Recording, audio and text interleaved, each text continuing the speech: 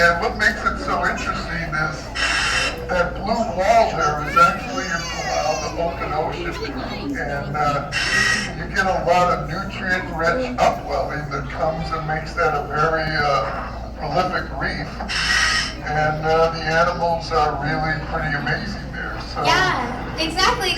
So as you can see here, we have all the coral that's decorated over on this side, and you might look over to where he mentioned over there on that left corner, or Bill's right-hand corner, how it looks like it's just a blank blue wall. That's not because we forgot to decorate. Just like how Bill was saying, it's a really important part of the structure that we're modeling here, which is in Palau. A little bit east of the Philippines, but beautiful, warm waters, tropical areas, lots of sunlight, and that is basically the perfect recipe for these corals to grow. Now that we've learned a little bit more about those corals, let's start talking about some of the animals that live within those corals. I first off like to start talking about some of the herbivores that live and actually eat off of the corals that we can see here.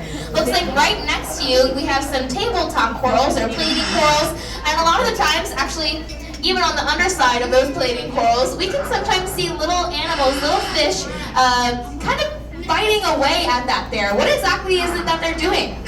Yeah, we have a couple of pleating wrasps in this exhibit. They've been hanging down by the groupers the last couple of times.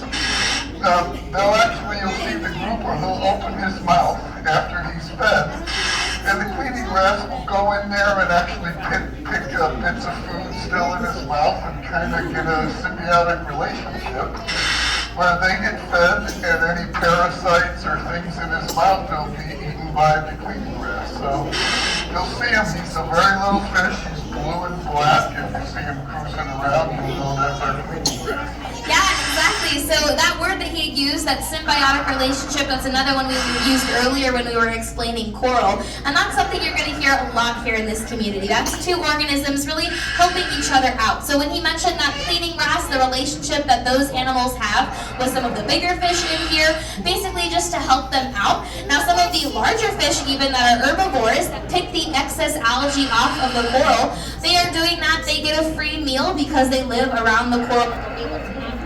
They don't have to, go too far in order to find their food. They're able to just pick off what's growing off of the coral there.